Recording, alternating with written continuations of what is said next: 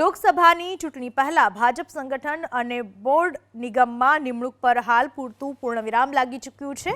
છેલ્લા ઘણા સમયથી અટકળો હતી કે પ્રદીપસિંહ વાઘેલા અને ભાર્ગવ ભટ્ટના કારણે ખાલી પડેલા મહામંત્રીના બે પદ પર લોકસભા ચૂંટણી પહેલા નિમણૂક કરાશે। આ સાથે જ 15 બોર્ડ નિગમમાં નિમણૂક કરાશે, પરંતુ સૂત્રોની માહિતી પ્રમાણે હાલ પૂરતી આવી કોઈ નિમણૂક થવાની નથી। આ વિશે વધુ માહિતી આપવા આપણી સાથે જોડાઈ ચૂક્યા છે અમારા સંવાદદાતા હિરેન રાજગુરુ। હિરેન, નવી ભરતીને લઈને અટકળો, નિમણૂકને લઈને જે અટકળો વહેતી થઈ હતી, શું હતી આ અટકળો અને શું જાણવા મળી રહ્યું છે હાલમાં નિમણૂકને લઈને?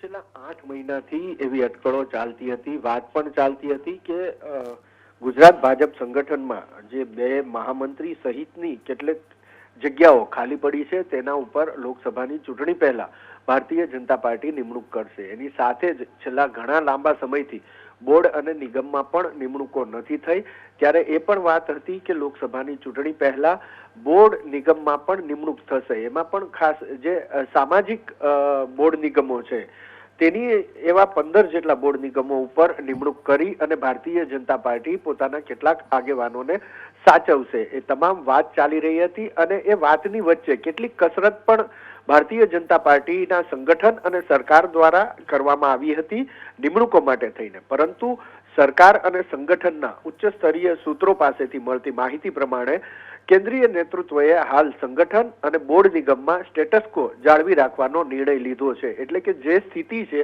એ સ્થિતિ યથાવત રાખી અને ગુજરાતની અંદર ભારતીય જનતા પાર્ટી લોકસભાની ચૂંટણી લડવા માંગે છે। એટલે કે સંગઠનની અંદર જે પદો ખાલી છે, બે મહામંત્રી પ્રદીપસિંહ વાઘેલા અને ભાર્ગવ ભટ્ટના રાજીનામાથી જે બે મહામંત્રીના પદ ખાલી પડ્યા છે એ જેમના તેમ જ રહેશે। એટલે કે બે મહામંત્રી સાથે લોકસભાની ચૂંટણી ભાજપ લડવા તૈયાર છે। આ ઉપરાંત જે બોર્ડ અને નિગમ છે તો એમાં પણ લોકસભાની ચૂંટણી પહેલા કોઈ પણ નિમણૂક ના કરવી તેવો નિર્ણય હાલ પૂરતો લેવાયો છે અને તમામ અટકળો ઉપર હાલ પૂરતું પૂર્ણ વિરામ લાગી ગયું છે। હિરેન, આભાર આપનો તમામ માહિતી બદલ।